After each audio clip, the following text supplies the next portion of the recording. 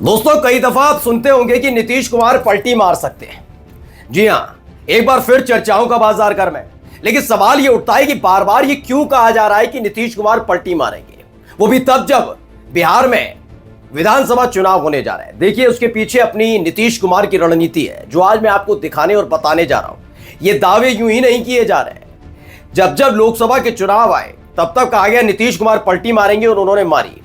जब जब बिहार में विधानसभा का चुनाव आया तब तक कहा गया नीतीश कुमार पलटी मारेंगे और उन्होंने मारी। अब जब बिहार में अगले साल विधानसभा का चुनाव होने जा रहा है तो एक बार फिर से पलटी मारने की खबरें सामने आ रही हैं। लेकिन लोग सवाल पूछ रहे हैं कि अगर पलटी मारनी ही है तो लोकसभा चुनाव की ठीक बात मार लेते, अभी तक क्यों नहीं मारी? तो मैं बता दूं, झारखंड का चुनाव अटका हुआ था, इसीलिए 23 तारीख को झारखंड चुनाव के नतीजे आएंगे। पक्ष में आए विपक्ष में आए, उन्हें कोई फर्क पड़ने नहीं वाला, क्योंकि उन्हें बिहार में राजनीति करनी है। जी हां, नीतीश कुमार की कोई मंशा नहीं है कि वो बिहार के मुख्यमंत्री बने और झारखंड में भी उनकी पार्टी झंडा गाड़कर चले। उनकी बहुत महत्वाकांक्षाएं नहीं है। वो या तो केंद्र में नेता बनना चाहते, केंद्रीय नेतृत्व में के तौर पर, या फिर बिहार के सर्वे सर्वा। और यहीं से शुरू होती है उनकी पलटी मारने की कहानी। आज मैं पूरी कहानी और समझाने जा रहा हूं, तारीख, वक्त और क्यों वो पलटी मारने जा रहे हैं, एक एक चीज तथ्यों के साथ। नमस्कार, मैं हूं प्राज्वल गौतम और आप देख रहे हैं खबर चौक। दरअसल उत्तर प्रदेश के पूर्व मुख्यमंत्री और समाजवादी पार्टी के राष्ट्रीय अध्यक्ष अखिलेश यादव ने हाल ही में जेपीएनआईसी वाला विवाद हुआ था, जब उनको यानी जयप्रकाश नारायण की प्रतिमा पर माल्यार्पण करने से रोका गया था। उन्होंने इस दौर में किसी और से नहीं बल्कि नीतीश कुमार से एक बात कही थी। उन्होंने कहा था कि जेपी के आंदोलन से आप निकले हैं, कम से कम देखिए बीजेपी किस तरीके से जयप्रकाश नारायण का अपमान कर रही है, समाजवादी विचारधारा से जुड़े हैं आप, तो आपको आना चाहिए, साथ आना चाहिए। सुबुगाहट तेज हो गई थी, कहीं ऐसा ना हो कि इसे ही मुद्दा बनाकर नीतीश कुमार निकल रहे हैं, क्योंकि उनकी महत्वाकांक्षा, जो उनकी इच्छाएं थी, वो पूरी हो चुकी हैं। इच्छाएं कौन कौन सी? लोकसभा वाला चुनाव उन्होंने बीजेपी के साथ मिलकर न केवल लड़ा बल्कि बेहतरीन प्रदर्शन भी हो गया। दूसरा यह है कि उनके जो अपने हैं वो मंत्री भी बन लिए, सब हो गया, और विशेष राज्य का दर्जा ना मिला, लेकिन आर्थिक पैकेज उनको मिल गया बिहार के हिसाब से, जो अगले साल यानी बिहार विधानसभा चुनाव के दौरान काम आ जाएगा। ठीक है ना, ये तमाम चीजें हो गई हैं।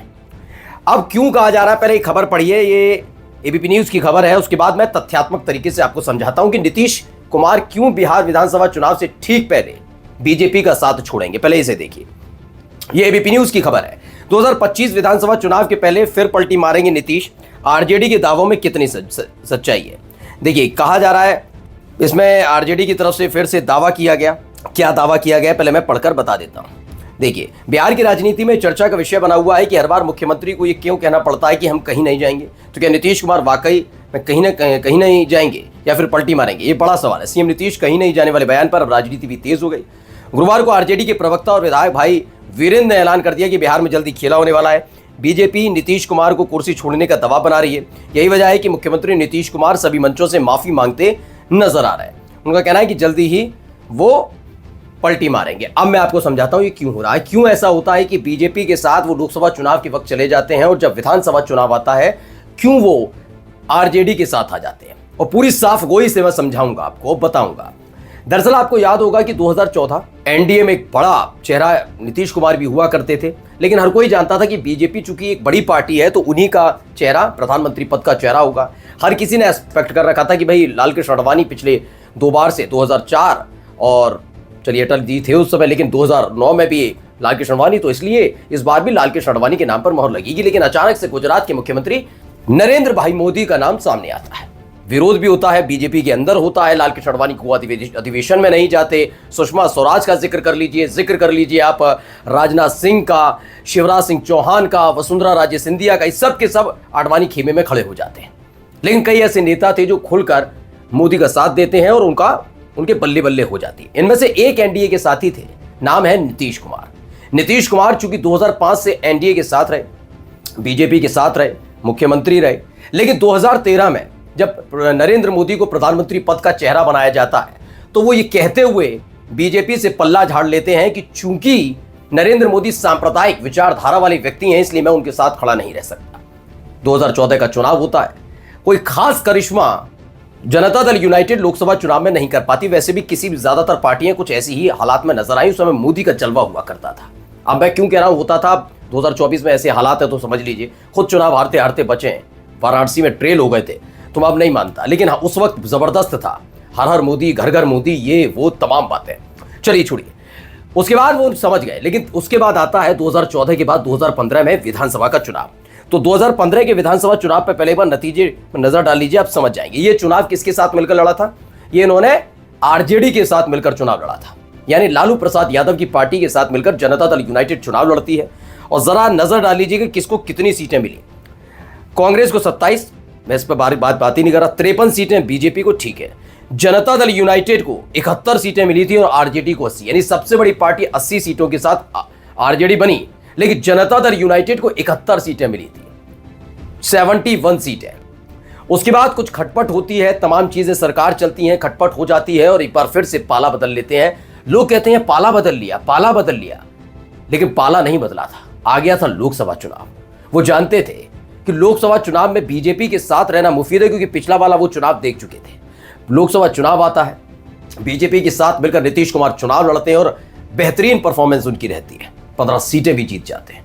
ये अपने आप में एक बड़ा करिश्मा था कि भाई क्या हुआ, पिछली बार तो हालात खराब हो गए थे लेकिन इस बार जीत गए।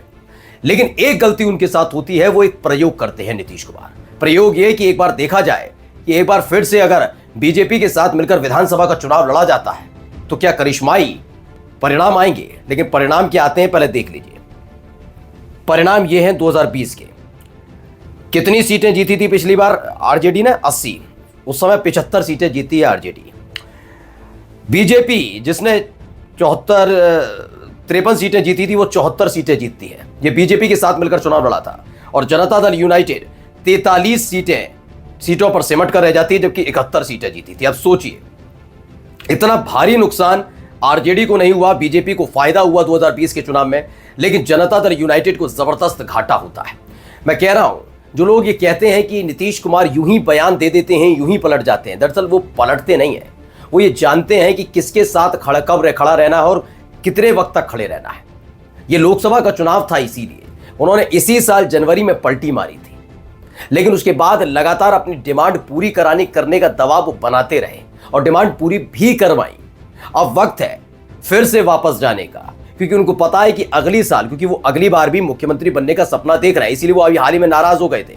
जब आपको याद होगा कि अश्विनी चौबे से लेकर कई नेताओं ने ये कह दिया था कि भाई बीजेपी के नेताओं ने कि अब एनडीए में रहे नीतीश कुमार, लेकिन चेहरा कोई बीजेपी का होना चाहिए। उस पर नाराज हुए थे और बीजेपी को मल्लम पट्टी करनी पड़ी थी, क्योंकि वो जानते हैं कि अगर 12 सांसदों के साथ एनडीए से बाहर जाएंगे नरेंद्र मोदी, तो चंद्रबाबू नायडू एक बड़ा कदम उठा सकते हैं, यानी स्थिति डावाडोल की आ सकती है। इसलिए नीतीश कुमार को मना कर रखा गया कि आप ही मुख्यमंत्री रहेंगे।